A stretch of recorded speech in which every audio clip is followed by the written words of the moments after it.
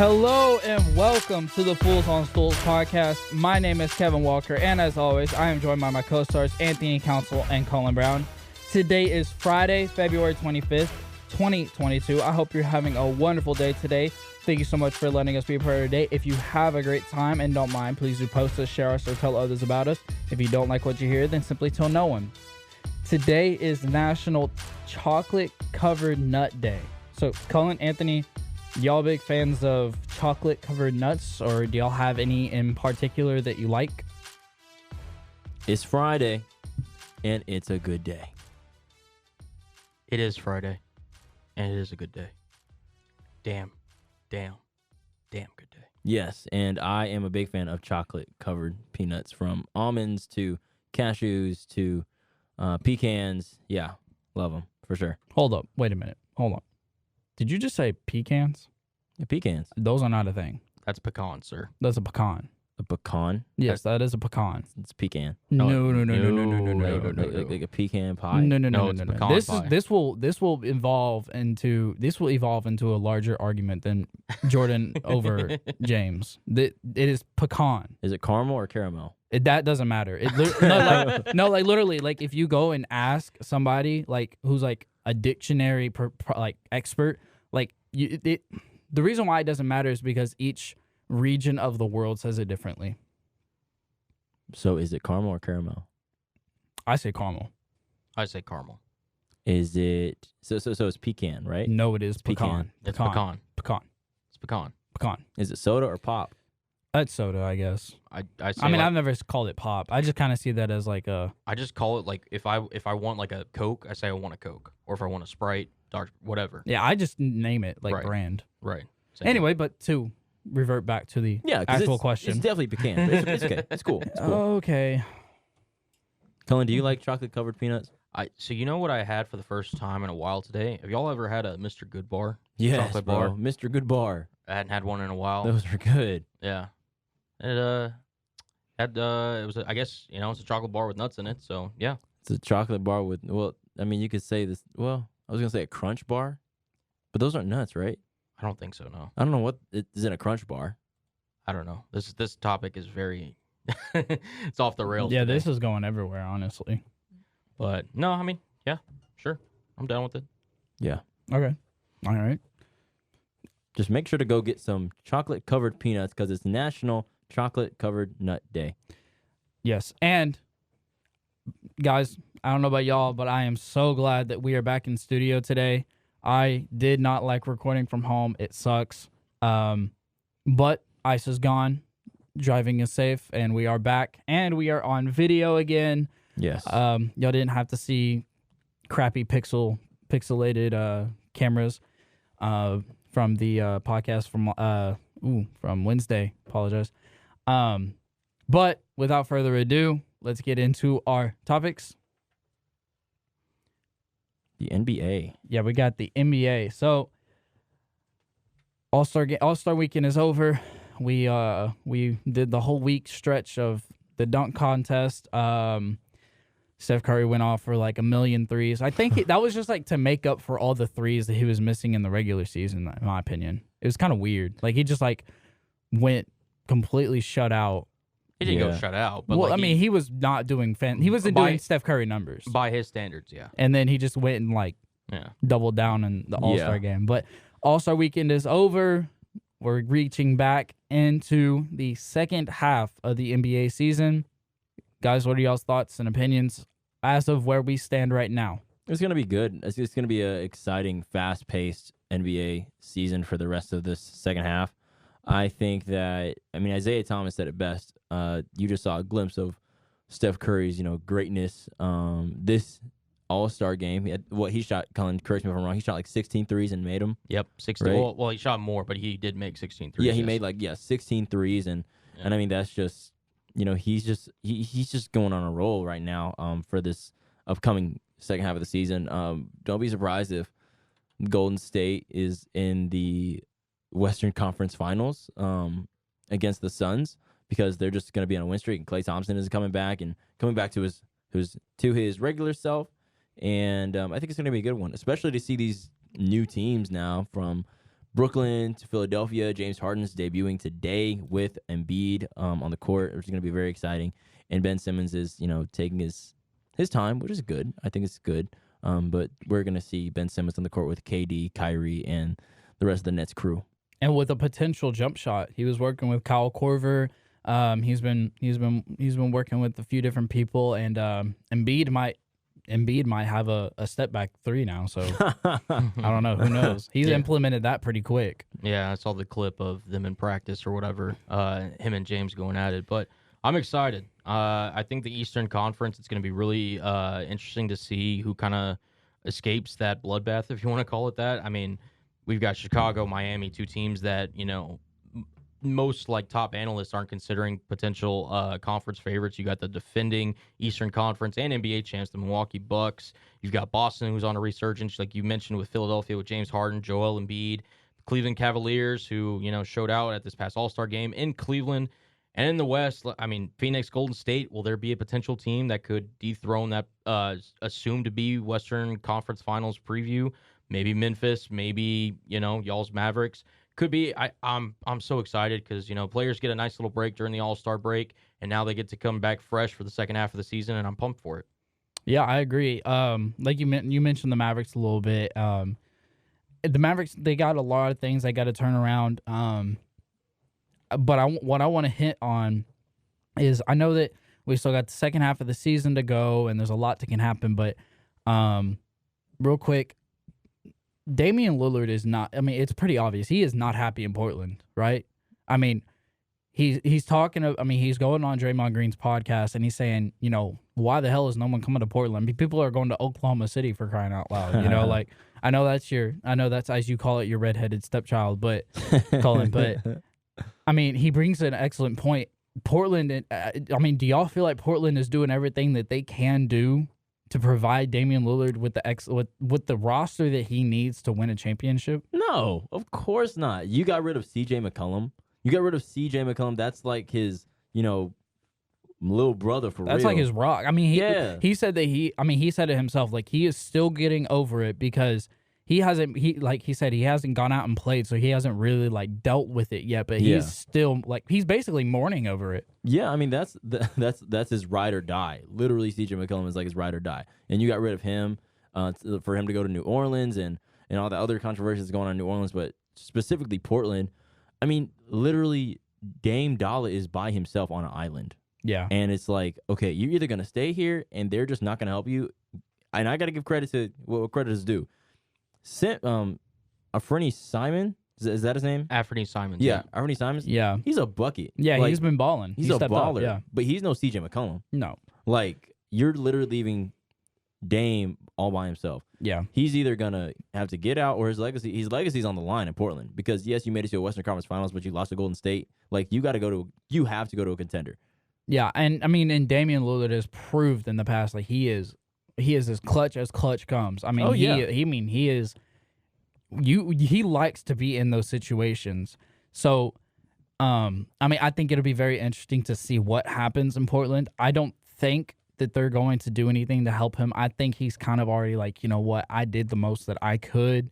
They didn't help me out. I got to go and do what's best for me. Cullen, what is your thoughts on this? For the record, who was the first one to mention that Dame might want to get out of Portland? Well, I think, I know you mentioned it, but I mentioned it because look. I mean, here I'm going to get to it. So the Trailblazers, they did all they could with CJ McCollum and Damian Lillard. They did reach the Western Conference Finals one time. They got swept by the Golden State Warriors with Kevin Durant.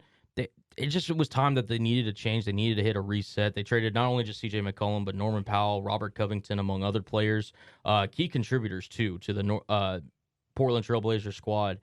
It's just a time that, I mean, Dame's been hurt this year. They weren't having the success that they thought they would, and it was time. It was time for them to kind of just clean house, ship shop, and, try to see if they can maybe rebuild around Dame if he wants to be there. But ultimately, Dame will have to make his own decision on, does he request a trade? Does he wait out his contract? Does he want to finish his career in Portland? That's up to him. I think the season pretty much for the Blazers, it's just going to be, even if because they're the 10th seed right now, so they're technically in the play-in game. Even if they somehow win 2 games to get in to the postseason as the 8th seed, I don't see them getting past the first round. I don't know about y'all. it's just one of those things that this season, I mean, they're really fighting for the future more than the present. And Damian Lillard, I mean, he's not getting any younger. Damian Lillard is now, 31 years old. So he's got to sit there and really consider his options going forward of, okay, can I win here? Is loyalty the biggest thing to me, or am I trying to win a championship and go somewhere else? Yeah, I mean, I agree. And there's a lot of moves that are going to be made in this offseason. A lot of moves. Damian Lillard can go to a numerous amount of places, but I don't think he'll go to a powerhouse. I don't think any of that. Like, he might go to, I don't know. Y'all think of some teams that just need that one piece left. Let's try to leave out the Mavericks. I mean, because that's the dream over there. Yeah, no, it's if you're sitting there and you want championship aspirations, Damian Lillard can help you do that at the end of the day. Oh yeah. Could it be potentially something where maybe they're just like a missing stepping piece? I don't know if Damian Lillard's the number one option on a championship team. That has yet to been proven in Portland. But, I mean, if you're sitting there and, you said to list a team, potentially, if Miami really wanted to go all in, Jimmy Butler, Bam Adebayo, I mean, they've got a surplus of talent that they could ship back to Portland. Maybe with Nikola Jokic in Denver, I don't know if you'd really want to trade him in the Western Conference if you're Portland to see him come back and bite you. It's a bunch of different teams. Boston, maybe, if they ever sit there and maybe realize, or maybe they think that Jaylen Brown and Jason Tatum don't work, which they are balling. They are.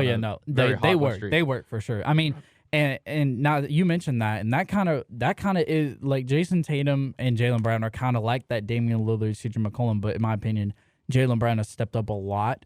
Boston is definitely on the surface. They can really do something if they just get that one last piece. But I just wanted to get y'all's feel on the whole Damian Lillard situation, because I mean it's getting a little loose over there. I mean, that's not bad. Seeing Dame in Boston, I mean, it's kind of weird seeing Dame in Boston, but I don't think they have enough to give up for him. That's the only thing. Because I don't know Boston's like draft situations or anything like that. Yeah, I don't know either. They would have a surplus of, because they could give up Marcus Smart. Obviously, Jaylen Brown would go back in that deal probably, and then they would have to sit there and make the salaries work. So it would probably have to include somebody on Portland's side.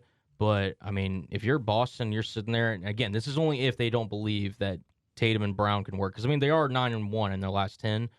Damian Lillard's certainly an upgrade over Jaylen Brown. So yeah, that's true. I mean, it's like what the late great Nipsey Hussle said. How long should I say dedicated? How long till opportunity meets preparation? And the opportunity has not came for Dame at all. He's been patient. He's been working because he's a killer. Mm-hmm. But it's just they're shipping everybody out, and it's like, okay, Dame, you're either gonna stay or you're gonna go. I think they're getting ready for a restart. Yeah. And so let's jump off of that one. Okay, so Brooklyn is Cullen, I believe you said it is confirmed that they're going to lift the mask mandate. So what does this mean for Kyrie Irving and the Brooklyn Nets and their aspirations with KD out and all the transitions that's going on over there? What do y'all think this is gonna become? They better watch out. Because if Kyrie Irving is able to play at home, ooh, it's going to be some barbecue chicken with some ranch on the side. It's going to be crazy because he's a showstopper. And I think if you have Kyrie Irving running the 1, Ben Simmons running the 4 or the 5, KD healthy, and that whole entire squad of just Patty Mills and just them, Seth Curry with them sharpshooters, it's going to be a problem. The Nets are going to be a problem, and they're not going to stay at that low seed at all. Well, I mean, so just want to jump in here, too. The New York mayor plans to lift the vaccine mandate in coming weeks. So it's not anything could officially confirm, but I just wanted to throw it out there just so we have kind of like a timeline. Okay. All right. It's coming, though. Thank you for calling for that. Apparently, it's definitely coming. That's what I'm hearing. Yeah, I mean, because the New York mayor came out and said that it just doesn't make sense, in his opinion, for Irving to be able to play in other arenas except his own. His own, yeah. He called it, quote unquote, unfair. Listen, if Kyrie Irving comes back, Kevin Durant gets healthy, Ben Simmons and everything, They could be potentially dangerous. That's really what's been one of their biggest problems all year is the fact that they haven't been able to build chemistry because guys have been in and out in the lineup, whether it's, the James Harden trade, Kevin Durant's injury, Kyrie with his vaccine issues, and then Ben Simmons, now just getting traded over there. I mean, Brooklyn's going to need to build chemistry, and they're going to need to build it fast. So the quicker that this, lift of the vaccine mandate in Brooklyn would be better for the Nets, and obviously really be beneficial for Kyrie Irving and the whole Brooklyn team. I mean, yeah, I can promise you if it happens, the Nets will not be an 8th seed for very long. Really, when you look at it, 8 games behind is not that many. Yeah, and I think now also there's no drama. There's no drama anymore in Brooklyn. There's now. always drama in basketball. Yeah, but there's not, trade talk drama. You just hope that Ben Simmons can get along with everybody. Because I mentioned it before. He could be like the only thing that would worry me about a Ben Simmons deal is that he could be a potential locker room like hazard, I guess. But if things can work out and everybody gets along, then yeah, that team can definitely climb. And if they're not a contender this year, they definitely can be next year when everything's all put together. Yeah, you're not wrong. We'll just have to see what happens. We'll have to, they are fourth in the Atlantic Division. Like I said, they're 8th. So, but it's only up from then for now. And keeping it in the Eastern Conference, DeMar DeRozan. Hey man, boys. Listen, I know we've been talking about Joel Embiid and Nikola Jokic, the 2 big men really dominating this MVP race. DeMar needs his shine. Oh, yeah. Give him his flowers now. Oh, yeah. Oh, my God. So it's the 9th game in a row with 30 or more points or more. It's 8 in a row for 35 more points in a row. The longest such streak by a Bulls player since Michael Jordan did 10 straight between 1990 and 1991. DeMar's really outperformed himself this year. He's a career 20 point per game scorer. He's averaging over 28 this season for Chicago, really leading this Bulls team who was first place in the Eastern Conference. And like you said, Anthony, he deserves all of his flowers today. Oh yeah. Yeah, mid-range killer. And dude, that's perfect for the playoffs. Literally. If you need an easy bucket, like an easy 2, give it to DeMar. And after watching that the final bucket from DeMar to really close the game out against Atlanta, my thing is this, and it got me so upset. I was like, why is it that you're going to let DeMar DeRozan get to his spot, and 2, you're going to have 2 Hawks players go up while he's going up, or even while he's going down, like for the shot. Like he already got the shot off. It's going to go in. Yeah, Kevin Huerter was late on that help in the rotation. He was. At the end of the day, too, it's not all. So the Chicago Bulls, they really invested in free agency this past offseason with Lonzo Ball. Unfortunately, he is still on the shelf. Alex, what do you call him? Caruso.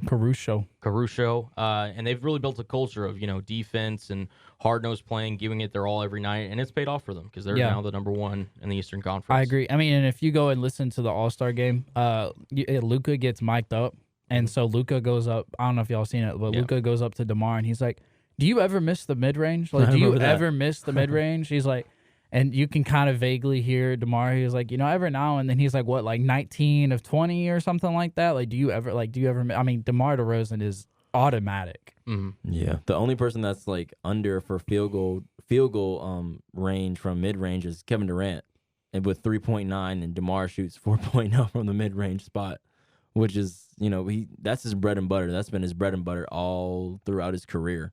Really? Yeah. Even back in his days in Toronto, he never could sit there and quite put it together, him and Kyle Lowry. Ironically, after he left, Toronto did get their championship with Kawhi Leonard coming in and everything. And people were really kind of sit there, kind of really throwing the shade at DeMar for his lack of postseason success. Hopefully, now in Chicago, he'll be able to really showcase his skills just like he is in the regular season. And I'm happy for him because he seems like a genuine good dude. Yeah, and this kind of brings me up to another point because how old is DeMar DeRozan? I know he's probably listed in that veteran category. 32. He's 32. So this kind of brings me to this point. DeMar DeRozan, I think everybody would probably agree that before he went to the Bulls, I don't want to say that he was in the washed category because like you said he was a 20-point average per game player. That's not a washed category player at all. But everybody would probably say he was out of his prime, or DeMar DeRozan, like, unless he goes somewhere, his career is basically going to either go on a decline or is going to be on just keep going straight. Obviously, he went to the Bulls. They're killing it. Now, my question to y'all is, the Knicks and Kemba Walker have agreed that he's going to sit the rest of the season and everything like that. My first question is, where would you like to see Kemba Walker next year? And my follow-up is, do you think that he still has the ability to perform like he used to? Man, that's a good question, Kev. It's just different now. I mean, I think that the thing that worked in Charlotte was he was the guy. He was just the main dude, and he really didn't have anybody. I mean, he had, Kid Gilchrist, but that wasn't really anyone, really, with that wonky donkey, jump shot, where it's like his arm was like to the side, and right. it was like weird. But he was like the guy, and MJ, he really told him, like, yeah, this is your team. And then when he left and he went to Boston, it was just, he was trying to be someone who he's not, I guess, because he had like two other superstars in Jaylen Brown and Jason Tatum. And I just think, I don't know, man. I mean, I think Kemba could work at another team. Probably more small market, because I mean, everybody had high expectations when he went to New York, because he's like, okay, he's gonna be the dude. This is who we wanted for a long time, especially when he was, at UConn, and he took that big game shot to end to win the chip. I really want to say the Mavs, but I just don't know how good it would be off ball, because Luka will always have the ball in his hands, and I mean, I think if Kemba Walker doesn't have the ball in his hands, what is he going to do? He's just going to be a person on an island by himself. Listen, as you mentioned, we're a long way from cardiac Kemba. He's 31 years old now. He's been in the association for a good time now. As Kevin would say, he is a veteran.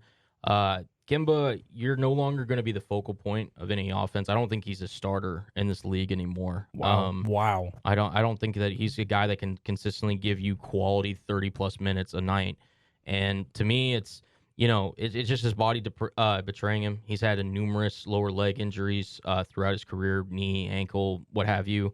And it's nothing, that he hasn't put in the effort, because, I mean, he's had a really great career. He's been, former All-Star, former really, again, one of those 20-plus per game point scorers. So he's had a good career by any means. Just for the fact that he hasn't really, I don't even think he stepped on the court this year. No, he has. He has. Sure. He just not recently. There was a stretch of time where he was balling consistently night after night. To me, I mean, the Knicks have absolutely they have dropped an egg after what they did last year, in my opinion. Yeah. I blame Thibodeau. on that one. Look, 23 points February 12th. Outside of that, since January 28th, so we'll say almost roughly a month, he scored double digits once. Okay, once. Fine, maybe I was wrong. Whatever. Yeah. So I don't know. I just wanted to get y'all's opinion on that, but we're gonna take it to a different sport. A sport that I would probably say that we have neglected for far too long, and we apologize for that to the listeners and the viewers. We did our homework. We did our research. We did our best to get learned on it. We're gonna talk about some hockey. Okay, we're gonna talk about some hockey. I am a Stars fan, to absolutely no surprise. But interestingly enough, the Stars are in the run for the playoffs for a wild card spot, basically. And boys, I just want y'all's opinion. One, we haven't talked about hockey too much, so I'm pretty sure y'all could probably guess who Cullen's favorite is. But because Anthony is all over this globe, it's the Stars, right? Yeah, his favorite team is the Stars, right? Like us? Yeah, no, sir, no. It's gonna be Seattle Kraken. The Kraken. How they doing? Who was your team before that, or did you have one? It was just one of those things. Okay. Yeah. So didn't have one. Okay, got it. Yep. So, but yeah, we're gonna crack. We're gonna crack. Whoa, we're not gonna crack. We're gonna crack. We're gonna talk about the Stars to start off the conversation. So the Stars are, like I said, in the run for a bye. They played the Predators last night, which the Stars and the Predators are neck and neck. The Predators do have the advantage, but the Stars took them to overtime last night and lost in overtime, so they did get a point out of it, but they did not get the 2 points. The Stars are trying really hard. After they made the finals, the Stanley Cup Finals a few years ago, or last year, correct? No, not last year. It was the year before. I think it was like 2 years ago. I think against the Tampa Bay Lightning. I believe so. And the Lightning I want to won. say it was the year before. I think so too, because we laid an egg last year. We COVID and everything like that. But the Stars are really fighting. We have a lot of young talent. We have some veterans, really talented veterans, but the Stars are really fighting. But they just could not get the best of the Predators. But they have been on a run, to say the least. Jason Robertson is probably the future of that team, along with a lot of others. But Anthony, yes, you want to throw in your opinion? Jason Robertson's cold, bro. I want that jersey. I want his jersey so bad, bro. I love that man, bro. Like I love coming in here all the time and talking about Jason Robertson. He is literally the future of the Stars. I think just like kind of covering hockey like we have, you, Cullen, and I it's been a interesting season for them. They've kind of been up and down this year. They've been on some losing streaks. They've been on some winning streaks, a long winning streak actually, for a minute. But you just don't know. It's been an interesting season. I mean, they've played some very good, very very good teams and beat them out. It's just hard to see what is going to happen throughout the season. I mean, they lost to the St. Louis Blues on the 14th and the 17th, and we all know what happened. That little break that they had when there was like no hockey because it was postponed for a little bit, and then they came back. We'll just have to see, for the rest of the year, because they play Buffalo on Sunday, they play Los Angeles on next Wednesday, March 2nd, and I do think that they're going to take those 2 wins, just because Buffalo they're 7th in the Atlantic Division. They're 16, 28, and 8. I think that's going to be an easy win for them.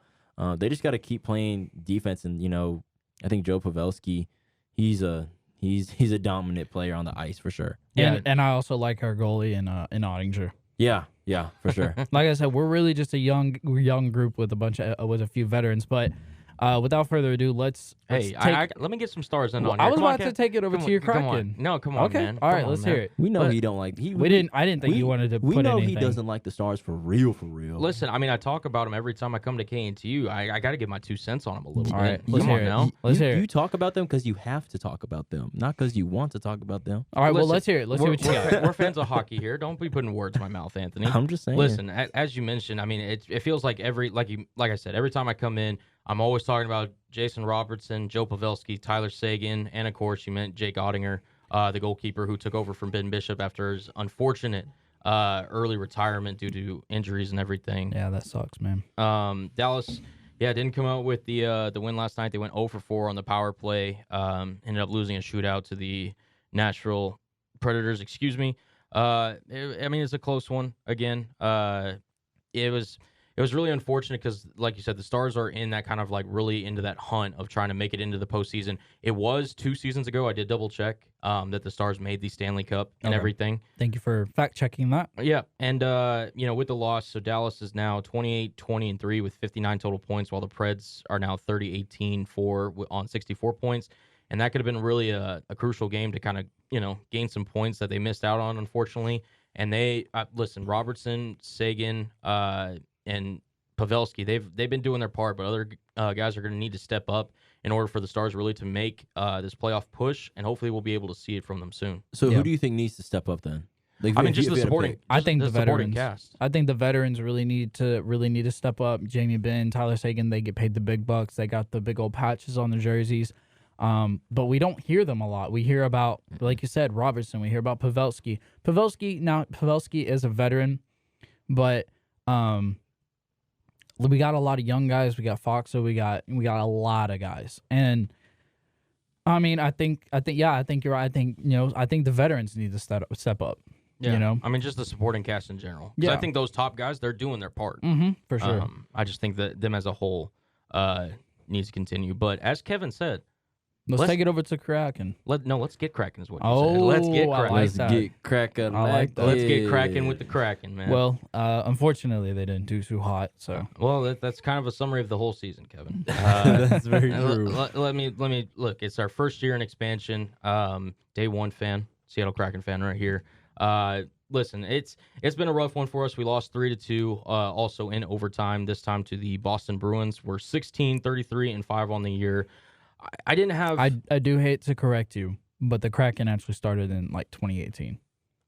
No, this is their first year. No, sir. this is definitely their first year. This is their inaugural season, dude. Like their draft was like this past. I don't know what website you're year. using, but you might need to check your sources on that one. Okay, keep going then. I could be wrong.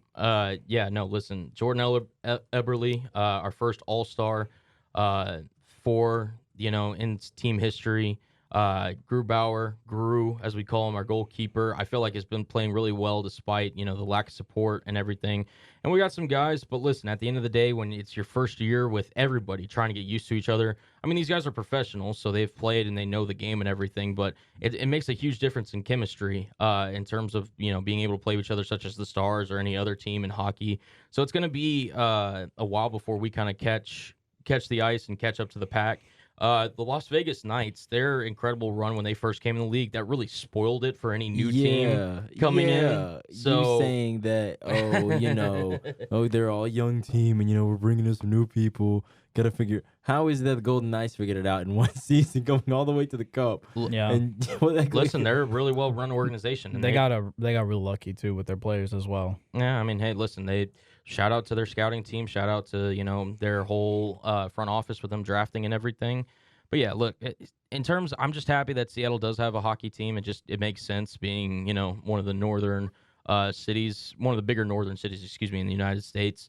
It was about time for them to get a hockey team, and those fans absolutely love them. I mean, I'm not even saying that just because I am a fan. Like, our logo, the Seattle Kraken logo with the red eye in between the S. Yeah, that's clean. It I like sick. it. I like it.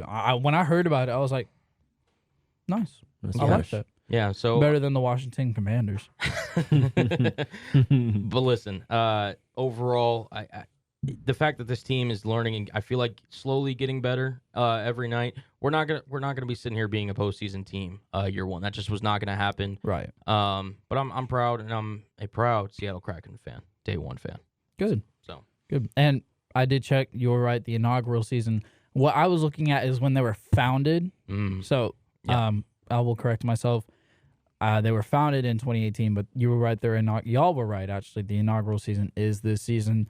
So, you don't expect them to do hot, but y'all do have a kick-ass logo. Thank you. So I'll give you that. Yeah, I appreciate that. But yeah, Anthony, got anything you wanted to add in the Kraken fan? Not everybody can be a Golden Knight, It's okay. It's okay, buddy. Y'all I'll remember that. I'm not trying to hate on your Kraken, but y'all ain't cracking. No, we're not. Y'all cracking the cracks in the ice, and that's Anthony. I would like to halt on these Kraken jokes. On these distance that you're putting on Cullen right now, because we're literally fighting for a playoff spot. So hey, I'm just saying. I'm just saying. I'm just saying. Thank you. I appreciate that. I don't want to hear it later. We were in the Stanley Cup a couple years ago, and they're just we're just getting started. I know. Give us some time. I'll give you 3 seasons. 3. There's just 3 for right now. And then we'll see. All right. Well, let's take it to our last topic of this NHL segment. Cullen, you got more for us? Yeah. New York Islanders Zdeno Chara breaks Chris Chelios game played record by a defenseman. He is now skated in 1,652 hockey games. Talk about an Iron Man. Yeah. In the Islanders 4-3 loss to the San Jose Sharks, Chara has registered 1 shot on goal on over 16 minutes on the ice. Chara, I remember him just mainly as one of the key defensemen on the Boston Bruins team throughout history. He's been, like you said, Kevin, an Iron Man. He's 44 years old and still contributing high minutes, 6'9", 250. Wow. I mean, he's an absolute beast. He really towers over people on the ice. And one of the more, especially like growing up you know, one of the names that I recognize in hockey the most was Zdeno Chara. And, you know, congrats on the record. Well deserved. And, yeah, hockey's Iron Man in terms of defensemen. So congratulations on the record. Like, you know how many miles you go on the ice going back and forth? Like, it's a lot. That's why they don't play that like in long intervals of time. Yeah, and you're 44, so you've been in the league for a good Tom minute. Brady years. Yeah, yeah, and this is on the ice too. Like, that's congratulations, but that's a lot of miles. That's a lot of miles on your legs. Yeah, no, I mean he'd be the guy that if you ever wanted to get into movie and they ever wanted to recreate the movie Goon, like he'd be perfect for that role. Like he's a menacing, like not all hockey players are built like Zdeno Chara. And clearly, obviously with this record, being the Iron Man, he's a former 3rd round pick of the Islanders way back when. He's from Czechoslovakia. I don't know what they got in the water over there, but maybe some United States people need to get some of that because he's built different. Yeah, and for those who have not watched the movie Goon, Anthony, have you seen the movie Goon? I don't think so. I feel like I think I have, but I'm not sure. It's a good movie. It's a good movie. Yeah.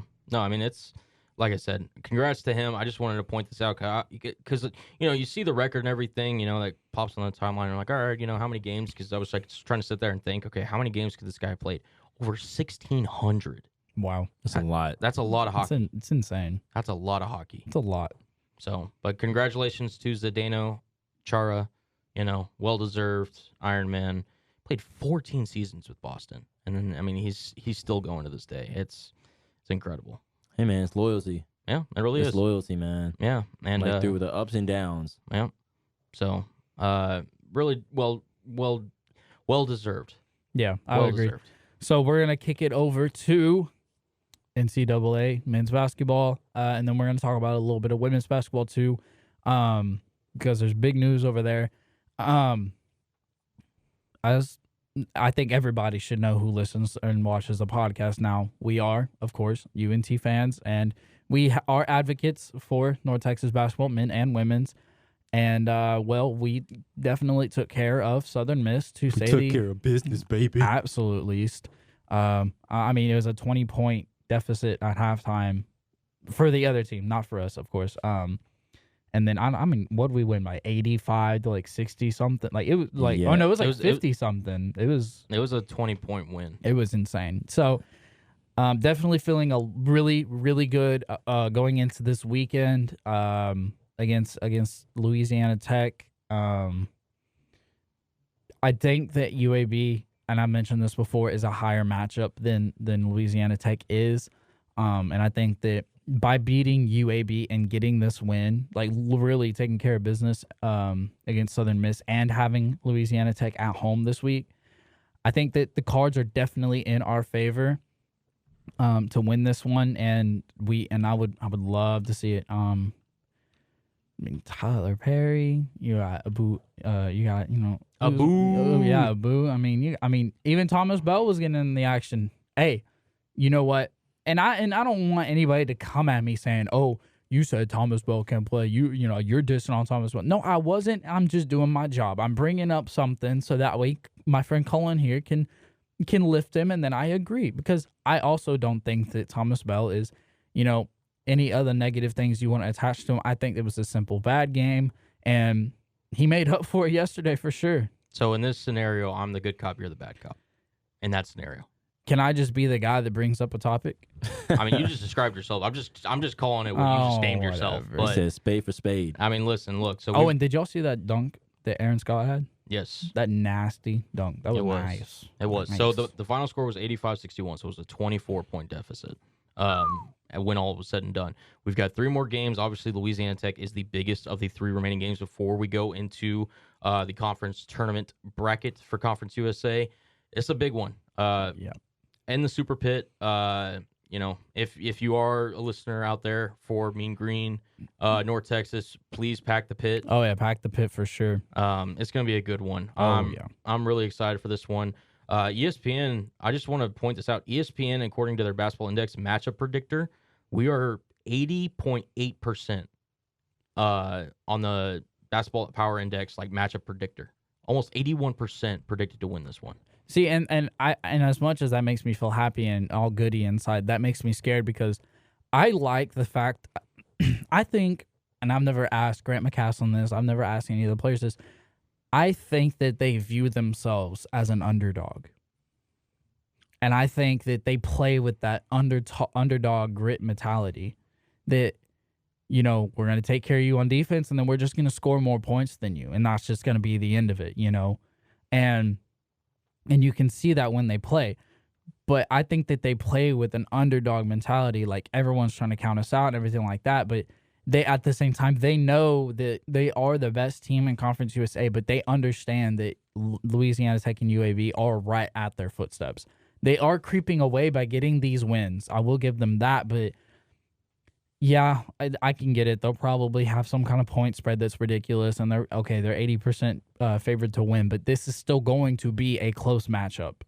And I think UNT is going to win this game, but I don't think it's going to be a walk in the park by any means. Anthony, what are your thoughts? I mean, you're the one with the outrageous predictions, so let me hear what you got to say on this one. I mean, look, I did say that it was going to be that was a UAB, but it was going to be a walk in the park for UAB. Clearly, it was a close one, but for UNT and you know, Tech, Louisiana Tech, it's going to be I think it's going to be a tight game. I think it is going to be a tight game. I still think UNT is going to come out with a dub for sure tomorrow. It's going to be it's going to be a good matchup, I think. And here's what I've been thinking about just as you guys were talking. When tournament time comes, it's literally, I believe, it's going to be UAB versus UNT in the championship game for that bid to get into the dance. Literally. So you're predicting that right now, though, that's going to be the final. Yeah, because if you look at what UAB has done this whole season, dominate. They're killing people. Mm-hmm. They beat a team 100-56. Yeah. I mean, before, I don't know what it is now, but before they played UNC, they were averaging 81 points per game. Like Mississippi Valley State, they beat them 100-58. Yeah. Like, yeah. Come on now. I mean, for the record, La Tech is averaging just over 78 points going into this matchup. I wanted to touch on, though, Kevin, what you said, because although, yes, the underdog mentality is a nice one, I'm not denying that it could be. To me, the UNT kind of plays more with a defensive-minded just grit. Like, they come into the arena being Grant McCaslin's like, hey, we're going to block up on defense, and then we'll figure out, like, defense is a first on their mind whenever they come in. Yeah. They're only averaging less than 56 points per game to their opponents. I mean, that's their calling card. I'm not going to drown you with the stats because I feel like we've been doing it every time we've gotten the chance. Yeah. But that's their calling card. And like I said, depending on who's hot, whether it's Tyler, whether it's Abu, whether it's Bell, whether it's Aaron Scott, whomever. Madres hitting some threes. Yeah, anybody. Like, anybody could kind of go off at any given moment. And it's really a whole team effort on the offensive end.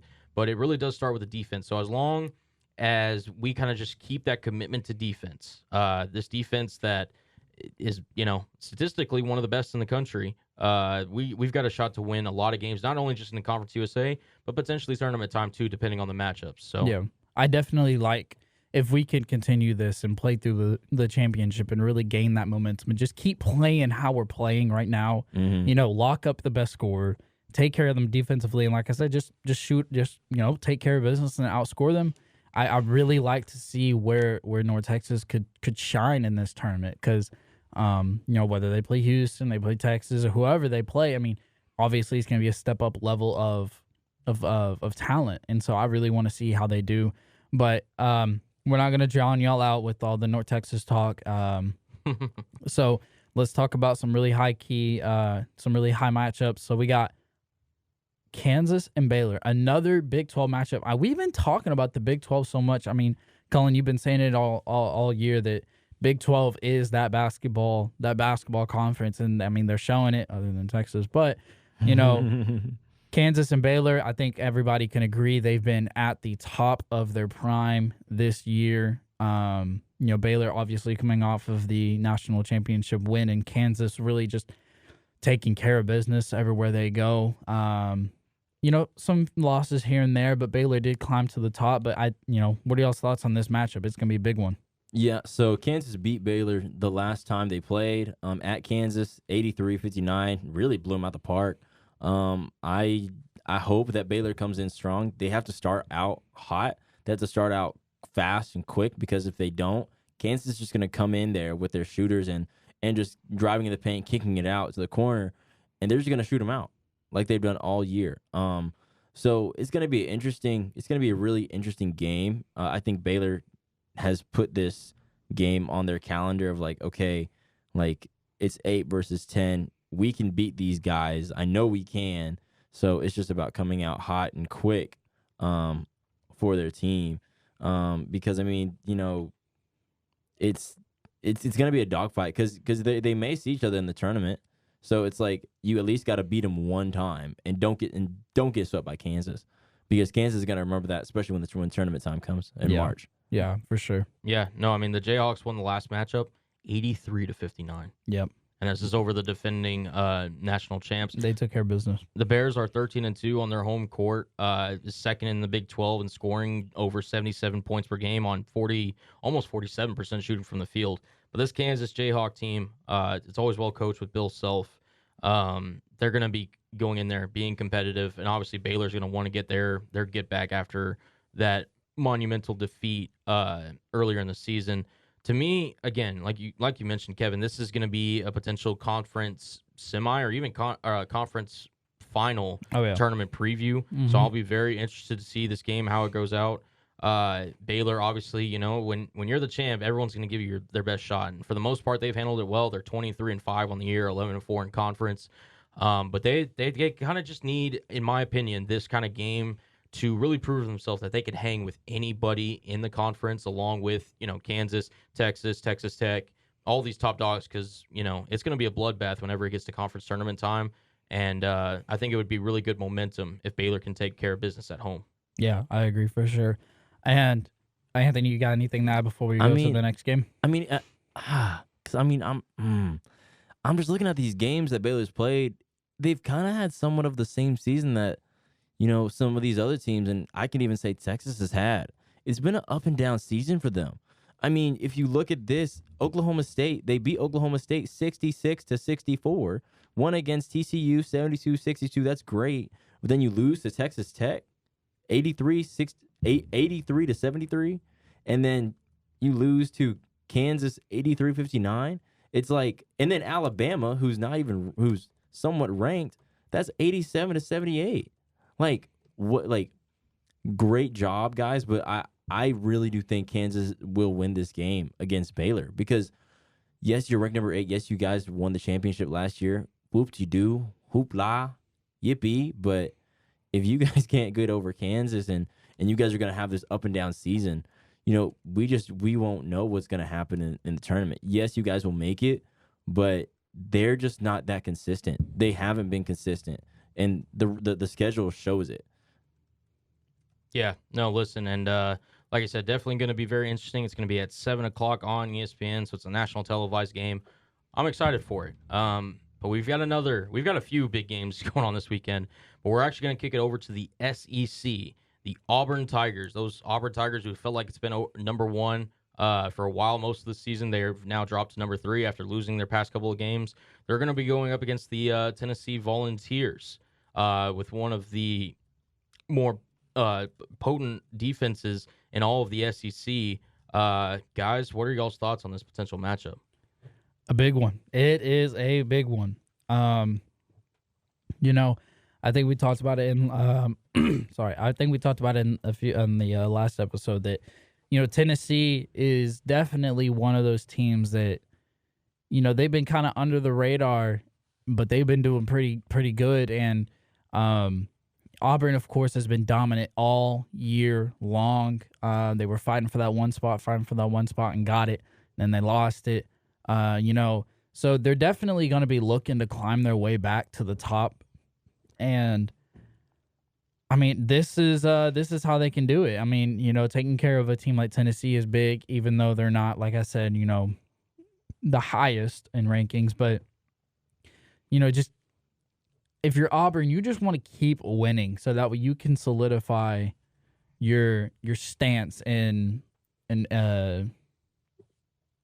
a high team in that card. Yeah, no, I mean, listen, it's getting closer to, like you said, the conference tournament time, so it's coming up right around the corner. I believe it's not this upcoming week, but it's the week after conference tournament starts for all these teams. Auburn's got Kentucky with John Calipari. You know that it's going to be a well-coached, well-talented team. They've really got to round it into shape after losses against Arkansas and Florida over these past couple of weeks. They really need to have this win against Tennessee to kind of keep their momentum going into tournament play as the SEC favorite, and really set momentum towards, March Madness and everything. So hopefully they can right the ship. I've been saying it all along. They've got one of the more complete teams top to bottom. I apologize. Jabari Smith, one of the true bright spots for that team. He's going to be a lottery pick if he decides to declare for Auburn, one of the top guys in the country. It's going to be a battle because no SEC game is going to be easy. This is one of the better conferences in college basketball. Tennessee comes in, like I said, with that potent defense, shooting, almost averaging as many points as Auburn on the year. But it'll be a close one for sure, and definitely one that I'll be looking forward to. This one's middle of the afternoon, 3:00 on ESPN. So gonna be a lot of basketball on ESPN watching for me. Oh yeah, for sure. Yeah, it's gonna be a good one. Auburn, I project them, and I know we haven't even done our brackets yet and bracketology and all that stuff. We'll work on it. But I think that Auburn is definitely going to at least more than likely make the Sweet 16, maybe even the Elite 8, just because of that, just because of how good they are on paper and on the court as well. I think that Tennessee game is gonna be really good. So we'll see what happens. But Auburn has just been playing amazing this season, man. I mean, like, they shocked me when they were like number 1 or I think number 2 in the standings. So they were on a scoring run, or they were on a winning streak for a long time. Oh yeah, for sure.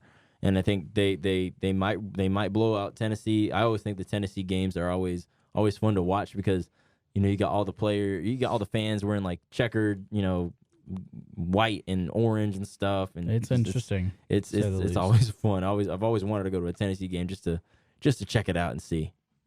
Yeah, I agree. I mean, like I said before, it's gonna be a good matchup, and it could come down to the wire. But I mean, if you're Auburn, you really want this win going as you inch closer to the championship or to March Madness. I apologize, but like I said, Tennessee can be that team. They can be that underdog that takes care of business. But like I said before, we're going to talk about a little bit of women's basketball, college basketball.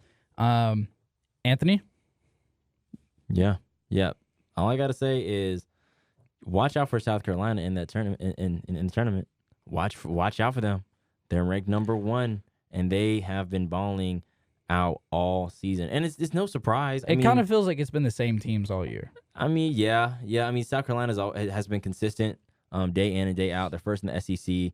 Aaliyah Boston averaging 16 to 17 points. Averaging 11 to 12 rebounds. I mean, she has been on a rampage, as well as at least 2 blocks.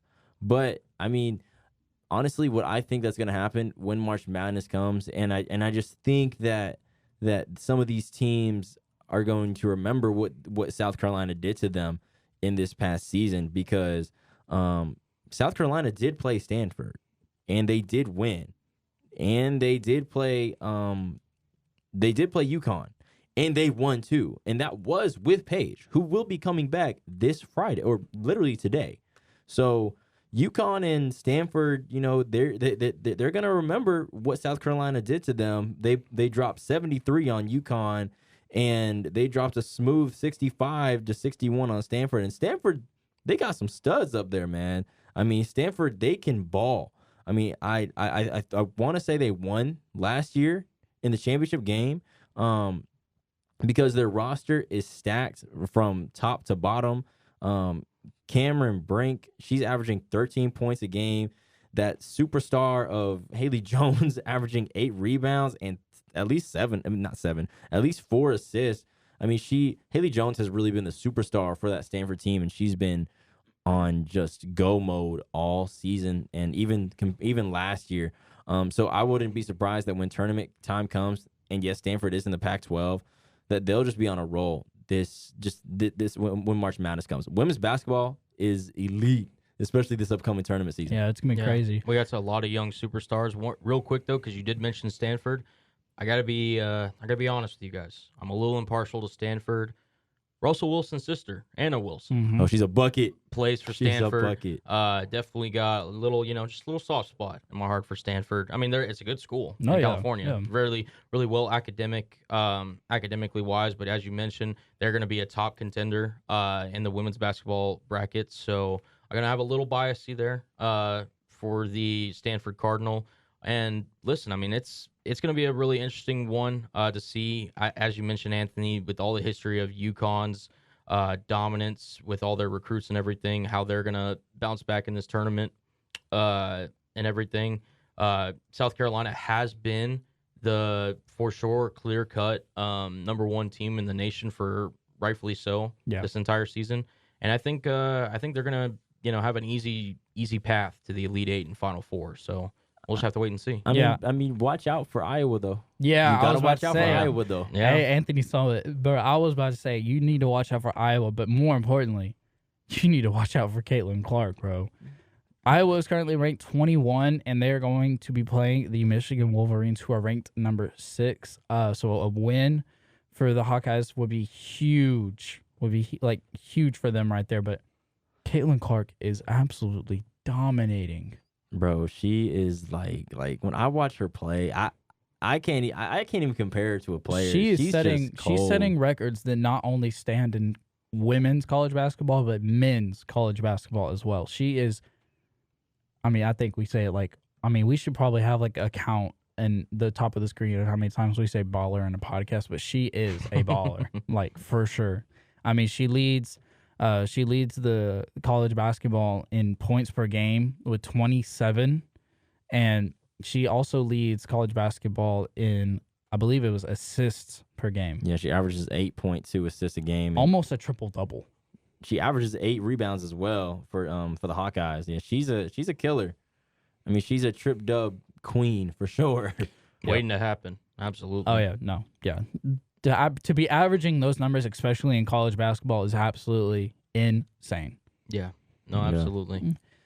Yeah, I think they're a team that we should keep our eye on. One thing too, because I know we haven't talked about them as much as the men's, but our women's basketball team, they're on a roll too. They've won They've won 6 straight.